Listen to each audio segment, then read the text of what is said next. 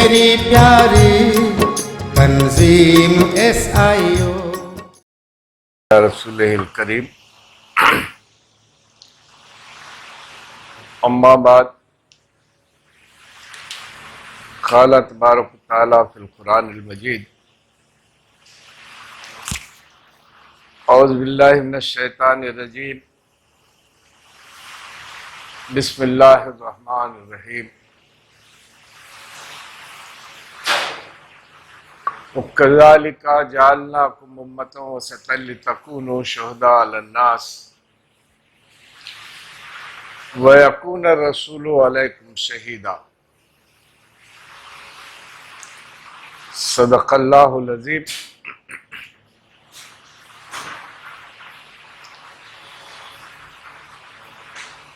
मोअज़्ज़िज़ सामईने खुतबा जुमा, आज के इस खुतबे जुमा के मौके पर सारे हिंदुस्तान के अंदर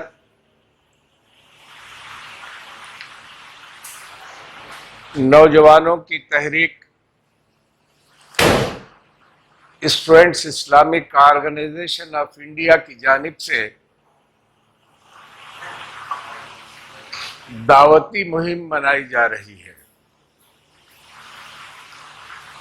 15 ता 30 इस मुहिम का आगाज हो चुका।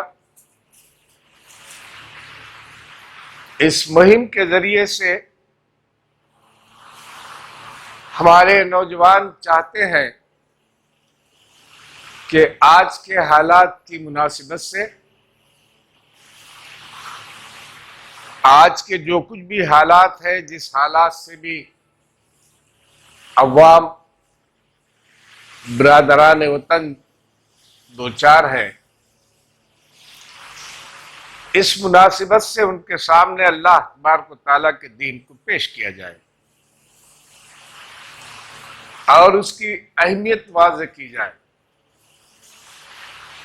इस गर्ज के लिए हालात नासाजगार होने के बावजूद, वबाई बीमारी के अंदर पूरा मुल्क मुतासिर होने के बावजूद, बाहर निकलने और फिरने के खतरात होने के बावजूद, इन नौजवानों ने इस बात का फैसला किया कि अल्लाह की दीन को, अल्लाह की दावत को लोगों के सामने पेश किया जाए। आइए इसी मुहिम के ज़िमन में कुछ बातें हमारी अपनी जिम्मेदारियों के पेश नजर आपके सामने रखो। जिस आयत को मैंने कुरान मजीद की मशहूर मारूफ आयत की मैंने आपके सामने जो तिलावत की है, ये आयत जिसको खतीब हजरात, दर्ज देने वाले मुदर्रिसीन इस आयत को अपना उन्वान बनाकर लोगों को अपनी जिम्मेदारी का एहसास दिलाते रहते हैं। कहा गया कि वो कज़ालिका जअलनाकुम उम्मतन वसतन लितकूनू शुहदा अलन्नास व यकून रसूलु अलैकुम शहीदा। आपको इस बात की तस्दीक कर दी गई, उम्मत मुस्लिमा को इस बात का सदाकतनामा दिया गया कि आप उम्मत वस्त हैं। दुनिया के पूरे इंसानों के दरमियान, पूरी उम्मतों के दरमियान तुम्हारा मुकाम उम्मत वस्त का है। तुमको उम्मत वस्त होने की हैसियत से इस मुकाम पर तुमको बिठाने और ये सदाकतनामा अल्लाह तबारक व तआला कुरान मजीद के अंदर नबी करीम सल्लल्लाहु अलैहि वसल्लम के ज़बान वही तर्जुमान से आपको जो दिया है, इस उम्मत वस्त के होने का तकाजा ये बताया गया लितकूनू शुहदा अलन्नास, تم کو انسانوں کے سامنے شہادت دینا ہے، تم کو انسانوں کے سامنے گواہی دینا ہے۔ کس چیز کی گواہی دینا ہے؟ کس بات کی گواہی دینا ہے؟ کس بات کی گواہی کے لیے آپ کو امت وسط قرار دیا گیا؟ اللہ کے رسول صلی اللہ علیہ وسلم نے حجۃ الوداع کے موقع پر اعلان کر دیا کہ لوگوں، میں نے میرے لائے ہوئے دین کو، میری لائی ہوئی کتاب کو تمہارے سامنے منوان پیش کیا یا نہیں کیا؟ اس دین کو میں نے زمین پر قائم کیا یا نہیں کیا؟ لوگوں نے ایک زبان ہو کر لوگوں نے اس بات کا اعلان کیا کہ اللہ کے رسول صلی اللہ علیہ وسلم، آپ نے اس دین کو ہمارے سامنے پیش کیا، اس کی حجت آپ نے پوری کر دی۔ اس کے بعد نبی کریم صلی اللہ علیہ وسلم نے زمین و آسمان کی طرف اشارہ کرتے ہوئے کہا کہ اللہ تو گواہ رہنا کہ میں نے اس دین کے حق کو ادا کر دیا، میں اس دین کو لوگوں کے سامنے کما حق پیش کر دیا، یہ لوگ اس بات کے گواہ ہیں اور تو بھی گواہ رہے۔ وَيَكُونَ الرَّسُولُ عَلَيْكُمْ شَهِيدًا، تم کو شہادت دینا ہے جس طرح سے نبی کریم صلی اللہ علیہ وسلم نے شہادت دی۔ نبی کریم صلی اللہ علیہ وسلم کے بعد یہ ذمہ داری امت مسلمہ پر ڈالی گئی اور تم کو امت وسط قرار دیا گیا۔ کہیں آپ کو خیر امت کا لقب دیا گیا؟ یہ پورے القاب کو اللہ تبارک و تعالیٰ نے جو امت وسط کو دیا ہے، اس کو یوں ہی نہیں چھوڑ دیا جائے گا، بلکہ رسول بھی آپ پر گواہ بن کر کھڑے رہیں گے قیامت کے دن کہ تم نے اس دین کو کہاں تک پیش کیا۔ ایک ویڈیو کلپ آج کل بہت زیادہ مولانا نعیم الدین اصلاحی صاحب کی بہت ہی وائرل ہو رہی ہے۔ بہت ہی بنیادی باتیں انہوں نے 1-2-4 منٹ کے اندر بتائی، ان کے تفصیلی درس کا 4-5 منٹ کی باتیں زیادہ آج کل واٹس ایپ کے اوپر بھجوائی جا رہی ہے کہ سورہ فرقان کی آیت کا حوالہ دیتے ہوئے انہوں نے کہا کہ قیامت کے دن اللہ تبارک و تعالیٰ کے سامنے نبی کریم صلی اللہ علیہ وسلم کھڑے ہوں گے اور ایک ایک کا مقدمہ اللہ تبارک و تعالیٰ کے سامنے پیش کریں گے۔ ایک آدمی کو لایا جائے گا اور کہا جائے گا کہ یہ وہ شخص ہے جس کو جو قرآن مجید کو یوں ہی ردی کی سمجھتے ہوئے وہ پسے پوٹ ڈال دیا، زندگی میں کبھی وہ اس کو پڑھا نہیں، اس کی اہمیت جانا نہیں، اس کا معاملہ یہ ہے اللہ تبارک و تعالیٰ یہ اس کا فیصلہ اور تو جانے اور اس کا فیصلہ جانے۔ دوسرے آدمی کو پیش کیا جائے گا، نبی کریم صلی اللہ علیہ وسلم اس کا مقدمہ بھی اللہ تبارک و تعالیٰ کے سامنے پیش کریں گے کہ یہ وہ شخص ہے قرآن مجید کو صرف تبرک کے طور پر گاہے ماہے پڑھا کرتا تھا، اس کو اس بات کا شعور نہیں تھا کہ یہ کتاب کیوں نازل کی گئی، اس کتاب کے اندر کیا ہے، اس کو کیا کرنا چاہیے، اس کا معاملہ قرآن مجید کے ساتھ کیسا ہونا چاہیے، اس سے بالکل نابلد تھا، صرف یوں تبرک کے طور پر پیش پڑھتا تھا۔ اے بار الہ، اس کا فیصلہ اور تو اور یہ جانے اس کا فیصلہ کیا ہوگا۔ ایک تیسرے شخص کو پیش کیا جائے گا، اللہ کے رسول صلی اللہ علیہ وسلم اس کا مقدمہ اس انداز سے پیش کریں گے کہ وہ شخص ہے قرآن پڑھتا تھا، سمجھ کر پڑھتا تھا، اس پہ غور و فکر کرتا تھا، تدبر کرتا تھا، اپنے معلومات کو حاصل کرنے کے لیے، معلومات کے اضافے کے لیے یہ پڑھتا تھا، بس اس حد تک اس کا معاملہ تھا۔ تو جانے اور اس کا رویہ جانے اور اس کا قرآن کے ساتھ اس کا معاملہ جانے، جو فیصلہ ہونا ہے ہوگا۔ چوتھا شخص وہ آئے گا، چاہتے اس شخص کا فیصلہ، اس کا مقدمہ اللہ کے رسول صلی اللہ علیہ وسلم پیش کریں گے کہ یہ وہ شخص ہے، قرآن پڑھتا تھا، غور و فکر کرتا تھا، اس پہ عمل کرتا تھا، تقوی اور پرہیزگاری اپنے اندر پیدا کیا، بہت ہی احتیاط کے ساتھ زندگی بسر کیا، اپنی زندگی کو اس کتاب کے مطابق نبی کریم صلی اللہ علیہ وسلم کی شریعت کے مطابق وہ سنوارتا رہا اور سنوارا، اس میں کسی قسم کی کمی نہیں ہے اس کا فیصلہ، مگر یہ اس دین کو، اس کتاب کو، ان تعلیمات کو لوگوں کے سامنے پیش کرنے سے قاصر تھا، صرف نہیں اپنی ذات کے حد تک ہی کے اندر تقوی پیدا کرنے کی کیفیت تھی۔ اے بار الہ، یہ دنیا انسانیت کے سامنے، برادران وطن کے سامنے جو بھٹکی ہوئی انسانیت تھی، تیری باغی انسانیت تھی، تیرے کتاب سے نابلد تھی،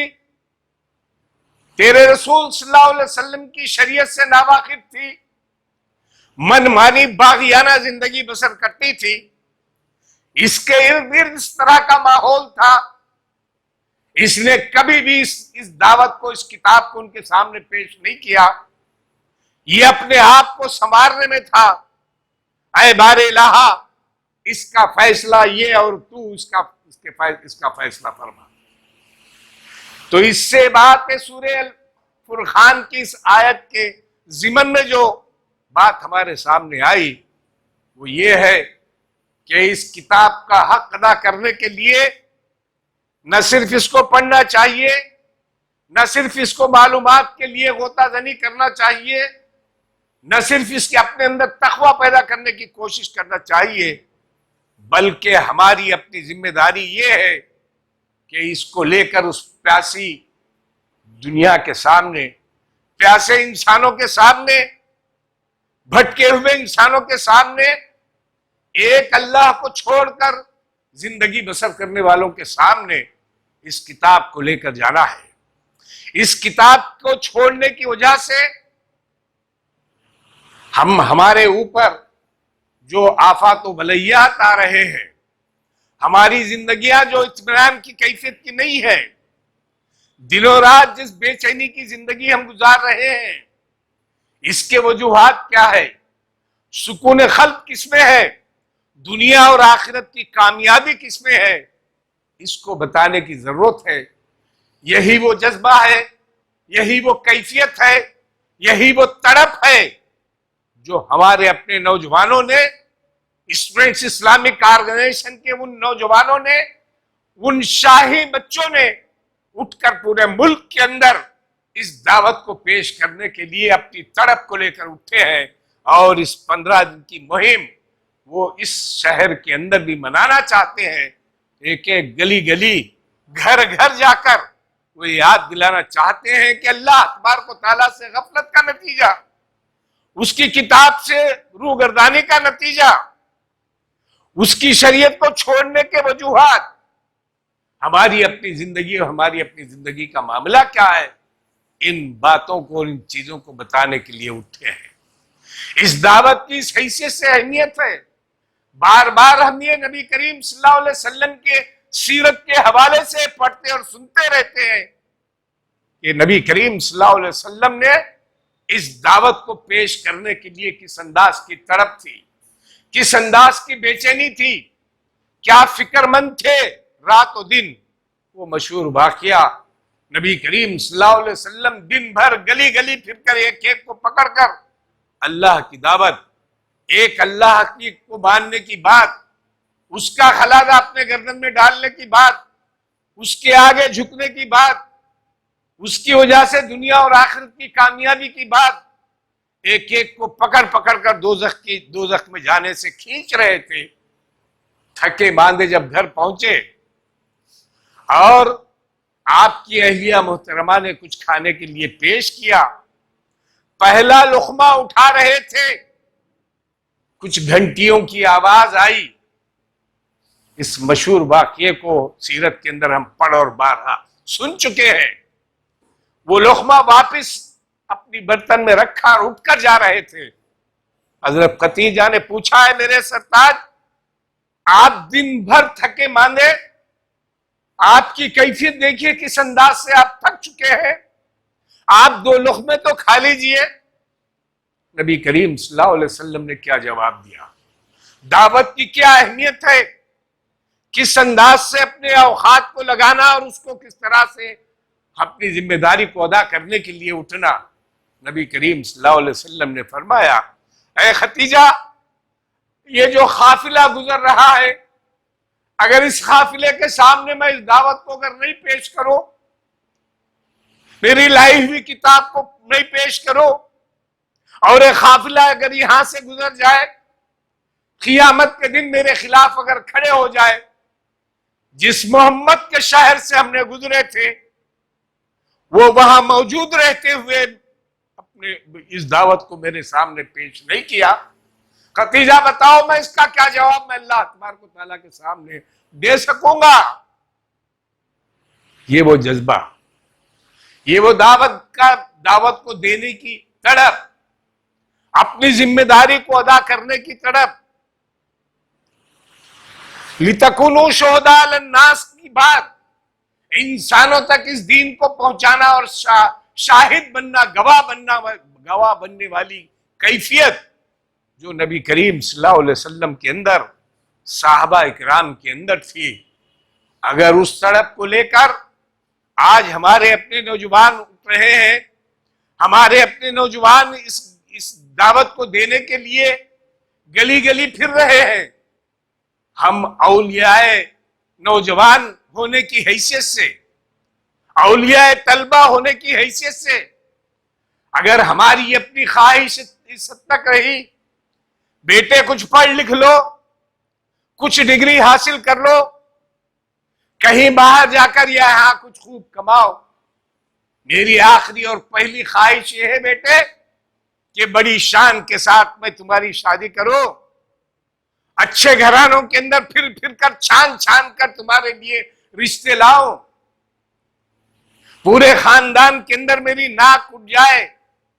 اس انداز کی میں شادی کروں، اس انداز کا معاملہ ہمارے اپنے خاندان میں تمہاری شادی کرنے کے لیے ہو۔ اگر ہمارے اپنے اولیاء کے اندر اس قسم کا جذبہ ہو، اس قسم کی سوچ ہو، ہمارے نوجوانوں کے اندر اس انداز کی اگر کیفیت ہو، کیا آپ توقع کر سکتے ہیں کہ یہ دین لوگوں کے سامنے پیش ہوگا؟ کیا آپ یہ توقع کر سکتے ہیں کہ یہ دین کو ہم اس کا حق ادا کرنے کے لیے ہم اٹھیں گے؟ کیا آپ توقع کرتے ہیں کہ اللہ تبارک و تعالیٰ کے سامنے ہم چھوٹ جائیں گے کہ ہم نے اس کا حق ادا کر کے ہم نے گواہ بنا ہے؟ کیا گواہی ہم پر دی جائے گی دنیا انسانیت کی؟ یہ وہ تڑپ ہے جس کے پیش نظر یہ مہم چلائی جا رہی ہے۔ اسی ضمن میں ہمارے اپنے شہر کے نوجوانوں کو،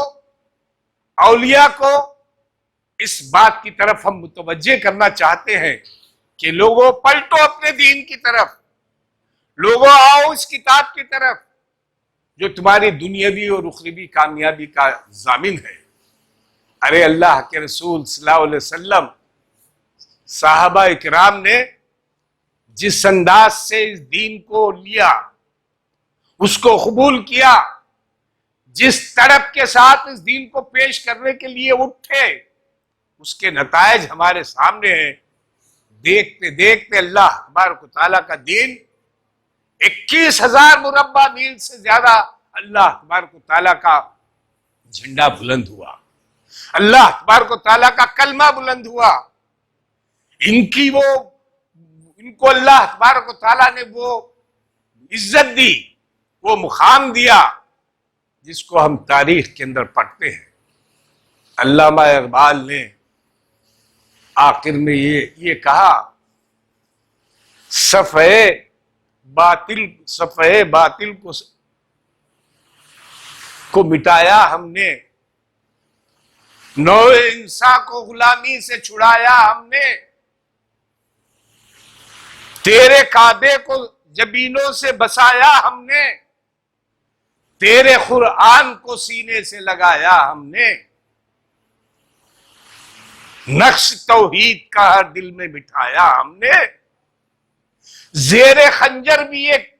یہ کلمہ سنایا ہم نے،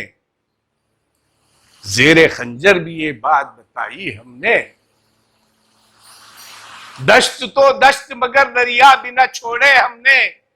بحر ظلمات میں دوڑا دیے گھوڑے ہم نے۔ کیا صحابہ اکرام کا معاملہ تھا، کیا صحابہ اکرام نے کس انداز سے اس دین کو پیش کیا، صفِ ہستی کو جس طرح سے، باطل کو جس طرح سے مٹایا گیا، صحابہ اکرام کی کوشش تھی۔ نو انسان کو غلامی سے چھڑایا ہم نے، غلامانہ کیفیت جو تھی، ان غلاموں کو نبی کریم صلی اللہ علیہ وسلم صحابہ اکرام نے کس طرح سے آزادی دلائی، اس دین کی طرف بلایا،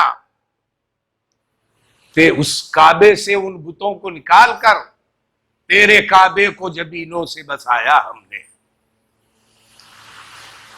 یہ تمام چیزیں اللہ کے رسول صلی اللہ علیہ وسلم کے صحابہ کی ان کوششوں کا نتیجہ ہے، جس کی وجہ سے اللہ تبارک و تعالیٰ کا دین قائم ہوا۔